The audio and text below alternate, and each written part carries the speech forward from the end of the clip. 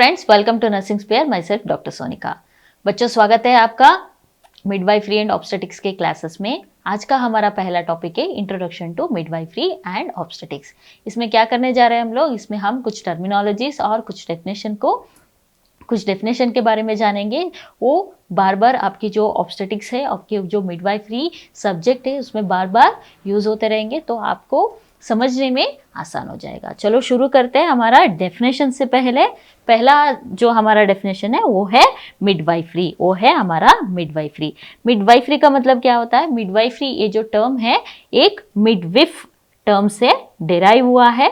मिडविफ term से derive हुआ है। मिडविफ का मतलब होता है with the women, with the women. So midwifery का डेफिनेशन क्या है? Midwifery is a health care profession in which they offer skilled knowledgeable care for childbearing women during pregnancy, labor and childbirth, and also postpartum period including the newborn, ये जो midwifery होते हैं वो ये pregnant ladies के साथ, ये pregnant ladies को गाइड करते हैं। कब गाइड करते हैं? प्रेगनेंसी में, लेबर में और बच्चा पैदा होने के बाद बच्चे की देखभाल कैसे करना है, इन सारे चीज़ों के बारे में ये प्रेग्नेंट लेडीज़ को गाइड करते हैं। ये बहुत ही स्किलफुल होते हैं और इनको पूरा जो नॉलेज होता है किसके बारे में, प्रेगनेंसी में क्या क्या करना है, प्रेगनेंसी कैसा होता है, कितने दिन का होता है, प्रेगनेंसी में कितनी बार विजिट करना है डॉक्टर्स को, ये सारा जो डिलीवरी कैसा करवाना है, बच्चे का देखभाल कैसा, ये सारा जो इन नॉलेज जो है वो इन मिडवाइफरी को होता है और ये बहुत ही स्किलफुल होते हैं। तो इसके बाद आता है, ये सिर्फ प्रेग्नेंट लेडीज़ का नहीं बल्कि जो बच्चा पैदा होता है उसको भी ये टेक केयर करते हैं। उसको हम क्या बोलते हैं? मिडवाइफरी। उसके बाद आता है हमारा ऑब्स्टेटिक्स का डेफिनेशन है branch of medicine that deals with the pregnancy, child birth and postpartum period. ये हो गया हमारा डेफिनेशन। उसके बाद देखते हैं, ये जो प्रेगनेंसी है उसको हमने 3 पीरियड में डिवाइड किया हुआ है। 3 पीरियड्स में डिवाइड किया हुआ है। पहला है हमारा एंटीपार्टम, दूसरा है इंट्रापार्टम और तीसरा है पोस्टपार्टम। पार्टम का मतलब होता है बर्थ। तो एंटीपार्टम का मतलब होता है बिफोर चाइल्ड बर्थ। एंटीपार्टम या एंटीनेटल, बच्चा पैदा होने से पहले जो पीरियड होता है उसको हम क्या बोलते हैं? एंटीपार्टम या एंटीनेटल बोलते हैं। This is period before child birth. कब से स्टार्ट होता है? From the day of conception to start of the labour. Labour का मतलब है process of delivering a baby.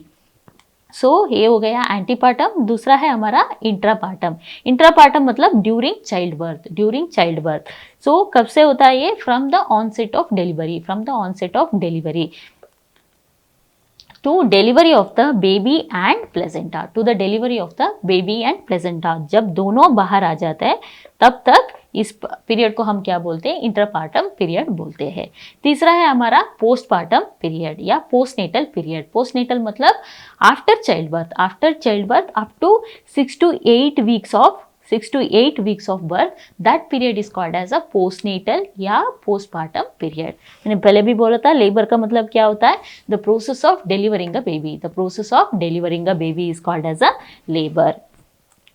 so उसके बाद देखते हैं पीरियड्स, ड्यूरेशन ऑफ प्रेगनेंसी। ये प्रेगनेंसी कितने दिन तक होता है, कब तक होता है, ये कितने पीरियड तक होता है। तो अगर हम मंथ्स में बात करें तो duration of pregnancy is 9 months plus 7 days। अगर वीक्स में बात करेंगे तो इट इज 40 weeks। अगर डेज में डिफाइन करेंगे ड्यूरेशन ऑफ प्रेगनेंसी को, ये हो जाएगा 280 days और 10 lunar months। ये ड्यूरेशन ऑफ प्रेगनेंसी इंपॉर्टेंट है। इससे भी आपको क्वेश्चंस पूछा जा सकता है। ड्यूरेशन ऑफ प्रेगनेंसी कितना होता है, ये मंथ्स में पूछा जा सकता है या तो वीक्स में पूछा जा सकता है, डेज में पूछा जा सकता है। तो आपको ये सारे पता होना चाहिए। उसके बाद देखते हैं जेस्टेशनल एज और ओवुलेशनल एज। जेस्टेशनल एज का मतलब होता है age of pregnancy measured from the first day, ये इंपॉर्टेंट है, first day of your last menstrual period, last menstrual period is nothing but your LMP। तो जब प्रेग्नेंट वुमेन आती है, जब उसको लास्ट पीरियड हुआ था, उसका पहला दिन से अगर हम कैलकुलेट करेंगे तो वो क्या हो जाएगा, वो जेस्टेशनल एज हो जाएगा। तो एक एग्जाम्पल लेते हैं, समझाती हूँ मैं कैसा कैलकुलेट करना है। ये एक प्रेग्नेंट वुमेन आई है आपके क्लिनिक में और वो LMP, आपको जब आप उनसे LMP के बारे में पूछेंगे वो आपको बता दिए कि उनका LMP जो है वो है 15th फरवरी को है, 15th फरवरी को है।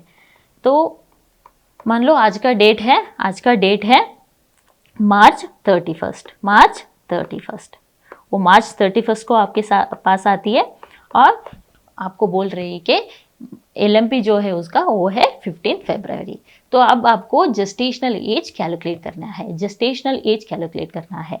तो फर्स्ट डे ऑफ और LMP टू मार्च 31st तक कितना दिन हो जाएगा, ये हो जाएगा 1.5 months। अगर हम इसको वीक्स में कन्वर्ट करेंगे, तो कितना हो जाएगा, एक महीने में कितना वीक्स होता है, 4 वीक्स होता है। तो 1.5 मंथ्स में कितने वीक हो जाएगा, 6 वीक्स।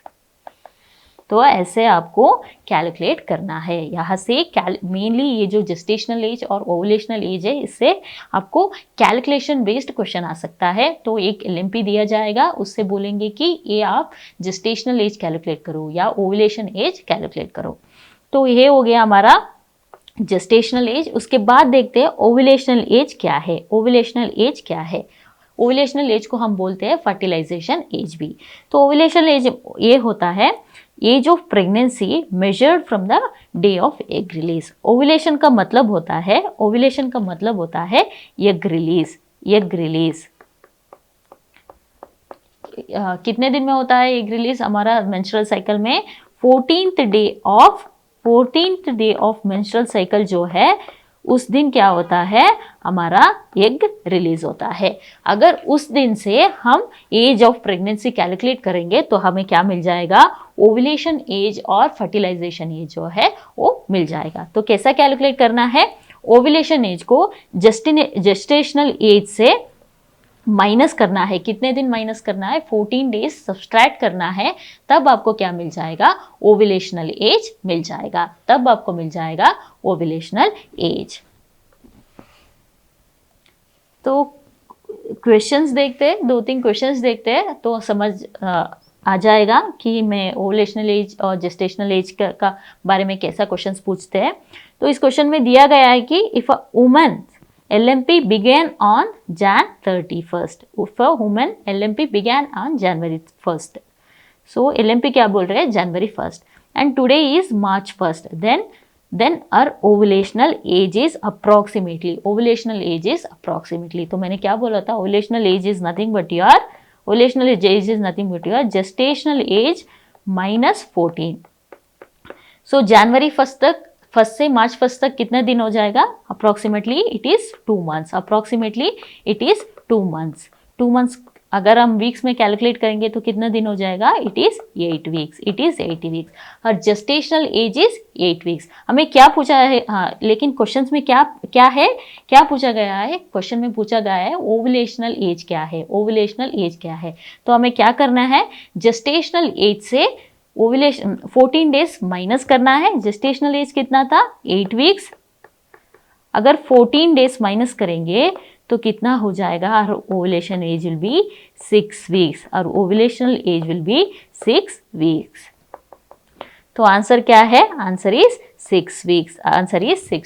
अगर क्वेश्चन में जेस्टेशनल एज पूछा गया है तो आंसर हो जाएगा 8 वीक्स। लेकिन इस क्वेश्चन में क्या पूछा है, ओवुलेशनल एज पूछा है, तो ओवुलेशनल एज कितना हो जाएगा, 6 वीक्स। तो ऐसे आपको कैलकुलेट करना है। तो एक और दूसरा क्वेश्चन देखते हैं। इस क्वेश्चन में क्या पूछा गया है, What is ovulational? Ovulational age or fertilization age is usually. So पहला ऑप्शन क्या है हमारा, इक्वल टू जेस्टेशन एज. दूसरा ऑप्शन क्या है, 2 weeks more than gestational age. तीसरा ऑप्शन है 2 weeks less than gestational age. और फोर्थ ऑप्शन है हमारा 1 week less than gestational age. तो मैंने क्या बोला था, ovulational age is nothing but is gestational age minus 14 days. So 14 days is nothing but your 2 weeks. So ovulational age is less than 2 weeks less than your gestational age. 2 weeks less than your gestational age. Your answer is option 3. Option 3. तो ये हो गया हमारा gestational age और ovulation age के बारे में. तो आगे देखते हैं एक इम्पॉर्टेंट टॉपिक, वो है हमारा GTPALS स्कोर. GTPALS स्कोर ये बहुत ही ज़्यादा इम्पॉर्टेंट है कि यहाँ से भी कैलकुलेशन बेस्ड क्वेश्चंस आ सकते हैं और बहुत सारा क्वेश्चंस इस स्कोर से आएंगे, क्योंकि ये नॉर्मली ये जो स्कोर है हम सारे ये जो क्लिनिक में या हॉस्पिटल्स में बहुत ही कॉमनली हम ये स्कोर को यूज़ करते हैं. सारे प्रेग्नेंट लेडीज़ को हम ये स्कोर यूज़ करते हैं. चलो देखते हैं क्या है ये GTPALS स्कोर. तो पहले ये जो GTPALS का फुल फॉर्म लिख लेते हैं, उसके बाद आगे जो स्लाइड्स है उसमें हम डिटेल में ईच टर्मिनोलॉजी के बारे में जान लेंगे. तो पहला है हमारा जी का मतलब होता है ग्रेविडा. दूसरा है हमारा टी का मतलब है टर्म प्रेगनेंसी. उसके बाद है हमारा पी मतलब होता है प्री टर्म प्रेगनेंसी. उसके बाद है हमारा ए का मतलब है अबॉर्शन. सो एल का मतलब है लाइव बर्थ और एस का मतलब होता है स्टिल बर्थ. ये हो गया GTPALS का एक्सपेंशन फॉर्म. अभी देखते हैं क्या है ये. तो पहला आता है हमारा जी का मतलब क्या बोला था मैंने, जी का मतलब होता है हमारा ग्रेविडा. ग्रेविडा का मतलब होता है, gravida is nothing but total number of pregnancies. एक औरत, एक लेडी कितनी बार प्रेग्नेंट हुई है उसको क्या बोलते हैं हम लोग, ग्रेविडा. अगर वो एक बार भी प्रेग्नेंट नहीं हुई है, एक बार भी कंसीव नहीं किया है, तो उसको हम क्या बोलते हैं, नल्ली ग्रेविडा. ग्रेविडा मतलब क्या होता है, ग्रेविडा मतलब होता है प्रेगनेंसी. तो नल्ली ग्रेविडा मतलब एक बार भी वो प्रेग्नेंट नहीं हुई है. उसके बाद G1 का मतलब होता है वो पहली बार प्रेग्नेंट हुई है. G1 का मतलब ये पहला प्रेगनेंसी है उसका, तो उसको हम क्या बोलते हैं, प्राइमी ग्रेविडा. पहला प्रेगनेंसी को हम क्या बोलते हैं, प्राइमी ग्रेविडा. उसके बाद अगर दूसरी बार प्रेग्नेंट हुई है तो क्या बोलेंगे हम लोग, G2. तीसरी बार हुई है तो G3. चौथी बार हुई है तो G4. ऐसे ही ऐड करते जाएंगे. तो अगर मोर देन 2 times, अगर सेकेंड टाइम प्रेग्नेंट या थर्ड टाइम प्रेग्नेंट हुई है, उसको हम क्या बोलते हैं, multi gravida. So multi gravida.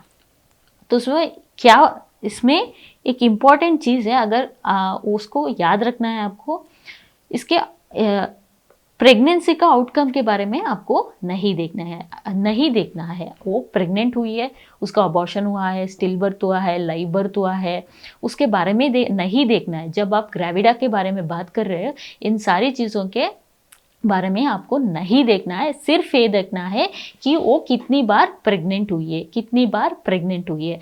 अगर वो प्रेग्नेंट होकर अबॉर्शन होता है तब भी उसका क्या होता है, एक ग्रेविडा कंसिडर किया जाता है. उसका लाइव बर्थ हुआ है तब भी वो ग्रेविडा कंसिडर किया जाता है. उसका आउटकम के बारे में आपको नहीं देखना है ग्रेविडा, स्पेशली जब आप ग्रेविडा के बारे में बात कर रहे हैं. तो एक और चीज़ है, जब हम ट्विंस, एक प्रेग्नेंट लेडी है, उसका अभी वो कंसीव किया हुआ है ट्विंस के साथ. अभी वो इस प्रेगनेंसी में क्या है, उसका कितना बच्चा है, उसका ट्विंस है. तो तब भी हम ट्विंस है तो भी हम सिंगल ग्रेविडा कंसीडर करेंगे. एक ही प्रेगनेंसी, अगर उसको भी, ट्विंस को भी हम कैसे कंसीडर करेंगे, सिर्फ एक ही प्रेगनेंसी कंसीडर करेंगे. एक ही ग्रेविडा में कंसिडर करेंगे ट्विंस को भी, इस बात को आप याद रखना है। तो उसके बाद आता है हमारा टी। टर्म का मतलब होता है, टी का मतलब होता है टर्म प्रेगनेंसी। टर्म प्रेगनेंसी का मतलब baby is born after 37 weeks of gestation, more than और equal to 37 weeks of gestation, तो उसको क्या बोलते हैं हम लोग, टर्म प्रेगनेंसी बोलते हैं। उसके बाद आता है हमारा P, pre term. Pre term pregnancy, pre term मतलब टर्म कितना बोला था मैंने, 37 बोला था।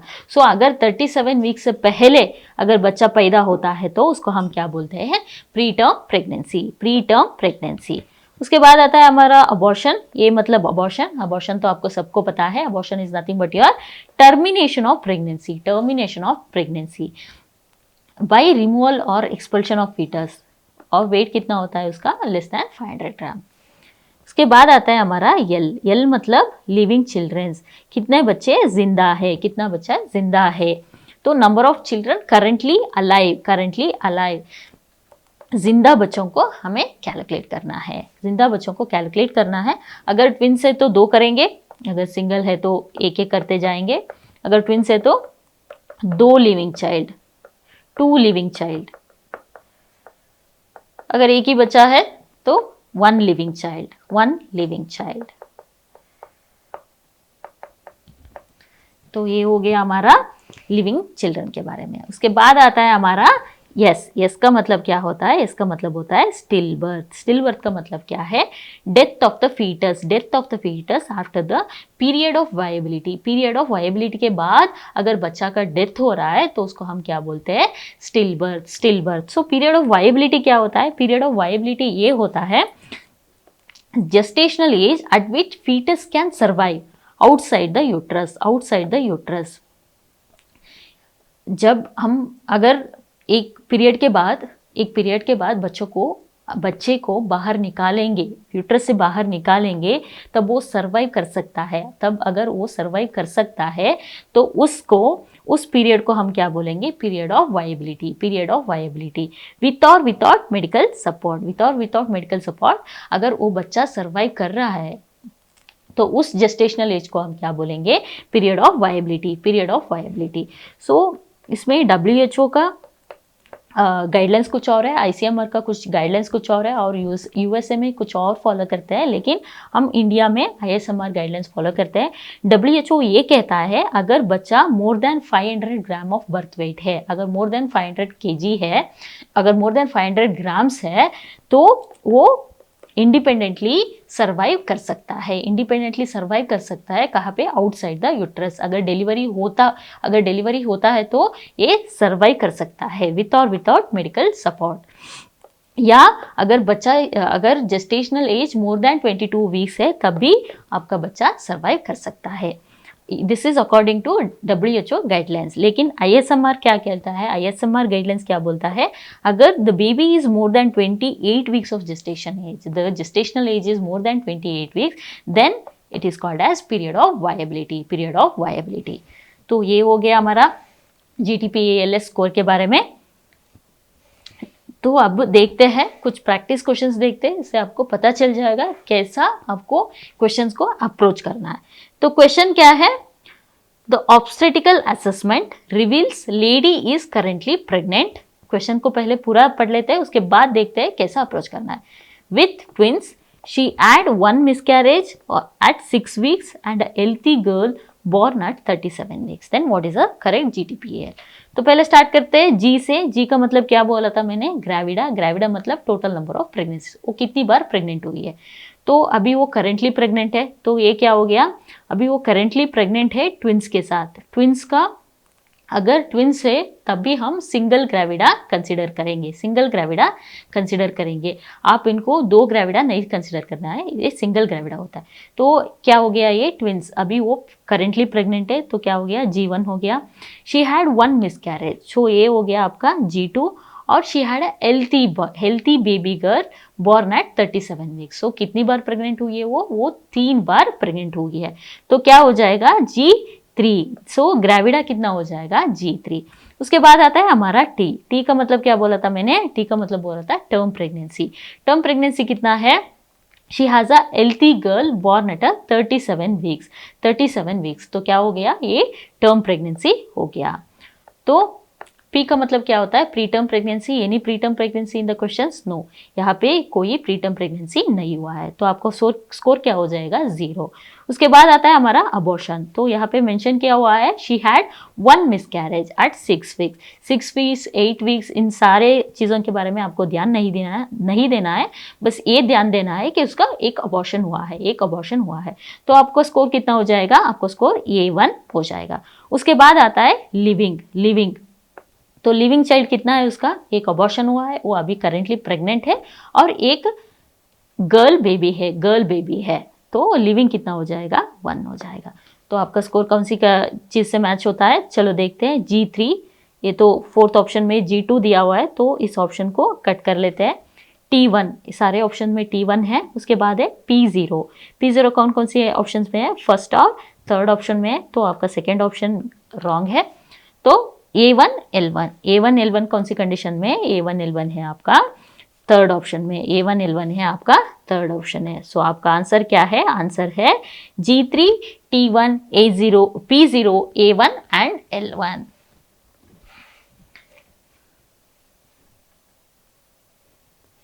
तो चलो एक और क्वेश्चन देख लेते हैं। सो क्वेश्चन क्या है, a client at her first prenatal visit मतलब वो करेंटली ये बताने की कोशिश कर रहे हैं कि वो करेंटली प्रेग्नेंट है, आपका क्लिनिक में आई हुई है, उसका चेकअप के लिए, फर्स्ट प्रीनेटल विजिट के लिए वो क्लिनिक आई हुई है।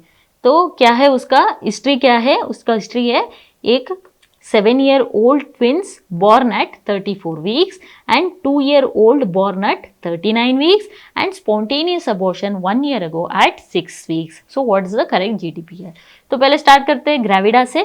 अभी वो प्रेग्नेंट है, एक ट्विंस पैदा हुआ है, तो दूसरा G2 हो गया, और एक और बेबी है, एक और बॉर्न एट 39 वीक्स है, तो G3 हो गया ये, और एक अबॉर्शन हुआ था, सो क्या हो गया, G4, वो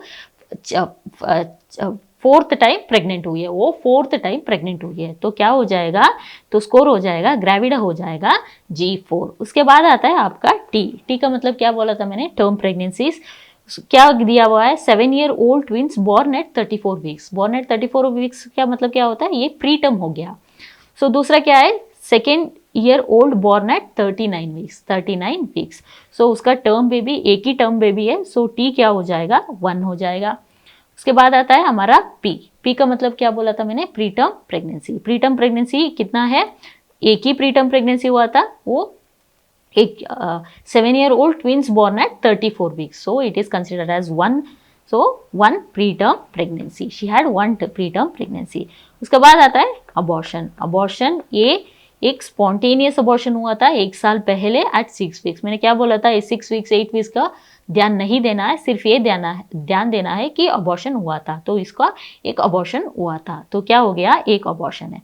तो लिविंग चाइल्ड कितना है, तो उसको 7-year-old ट्विंस है, ट्विंस मतलब 2 बच्चे हैं, और उसके साथ एक 2-year-old बॉर्न है, तो कितना हो गया, 3 लिविंग चाइल्ड है, तो L कितना हो गया आपका, L3 हो गया। तो अभी देखते हैं, तो GTPL स्कोर G हो गया 4, तो ये दोनों ऑप्शन में 3 दिया हुआ है, तो ये दोनों ऑप्शन नहीं है हमारा। उसके बाद T1 है, T1, P1, A1 and L3, so your correct answer is second option is the correct answer. So ऐसे अगर आपको क्वेश्चंस GTPL के क्वेश्चंस पूछा गया तो ऐसे आपको सॉल्व करना है, तो ज़्यादा से ज़्यादा क्वेश्चन सॉल्व करते रहिएगा ताकि ये आपको आसान हो जाएगा। चलो उसके बाद देखते हैं हमारा EDD का मतलब क्या होता है, EDD का मतलब होता है एस्टिमेटेड डेट ऑफ डिलीवरी। ये बहुत ही ज़्यादा इम्पॉर्टेंट टॉपिक है, क्योंकि यहाँ से कैलकुलेशन बेस्ड क्वेश्चंस आ सकते हैं कि आपको एक डेट दिया जाएगा, बोलेंगे कि ये इनका LMP है, एक प्रेग्नेंट लेडी का ये LMP है, आप इससे EDD कैलकुलेट करो, उसका estimated date of delivery calculate करो। तो कैसा करना है, हम एक रूल यूज़ करते हैं। कौन सी रूल है, उस रूल को नाम क्या है, नेगिल्स रूल। तो नेगिल्स रूल क्या कहता है, नेगिल्स रूल क्या कहता है कि आपको LMP को पहले 7 डेज ऐड करना है, उसके बाद 9 मंथ्स को ऐड करना है, जो डेट उससे मिल जाएगा वो होगा प्रेग्नेंट लेडी का एस्टिमेटेड डेट ऑफ डिलीवरी। तो इसी सीरीज में आपको याद रखना है, पहले LMP को लेना है, उसको 7 डेज ऐड करना है, पहले हमेशा 7 डेज पहले ऐड करना है, उसके बाद 9 मंथ्स को ऐड करना है, तो एक क्वेश्चन देख लेते हैं कैसा EDD को कैलकुलेट करते हैं।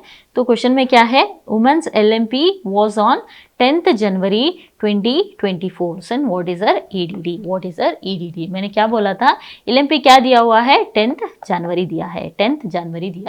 पहले आपको क्या करना है, 7 डेज ऐड करना है, अगर 7 डेज ऐड करेंगे तो 17th जनवरी हो जाएगा। उसके बाद क्या करना है, आपको 9 मंथ्स ऐड करना है, इसको 9 मंथ्स ऐड करेंगे तो क्या हो जाएगा, तो 9 मंथ्स ऐड करेंगे, जनवरी को 9 मंथ्स ऐड करेंगे तो कितना हो जाएगा, अक्टूबर हो जाएगा, तो उसका EDD हो जाएगा अक्टूबर 2024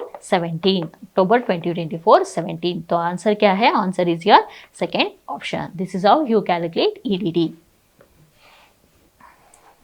तो एक और क्वेश्चन है, इसमें पूछा गया है, if LMP is 25 June 2018 then what is her EDD। एक क्वेश्चन पूछा गया था नॉर्सेट 2018 में एक क्वेश्चन पूछा गया था।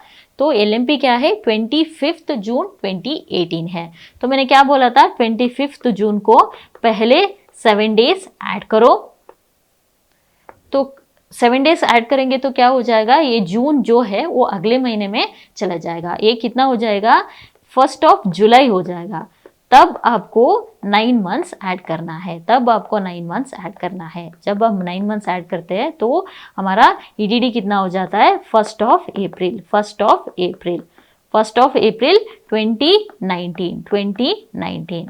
तो जो सही तरीका है, पहले आपको 7 डेज ऐड करना है, फिर उसके बाद ही आपको 9 मंथ्स ऐड करेंगे। अगर आप 9 मंथ्स पहले ऐड करके 7 डेज उसके बाद ऐड करते हैं तो आपका EDD क्या हो जाएगा, मार्च में आ जाएगा, मार्च 1 में आ जाएगा। ये गलत है, ये रॉन्ग आंसर है, तो आपको ऐसा नहीं करना है। पहले 7 डेज को ऐड करना है, उसके बाद ही आपको 9 मंथ्स को ऐड करना है, तब आपको मिल जाएगा आपका EDD, EDD। तो बच्चों, ये हो गया हमारा इंट्रोडक्शन। इसी के साथ हम आज का ये क्लास खत्म करते हैं। Thank you.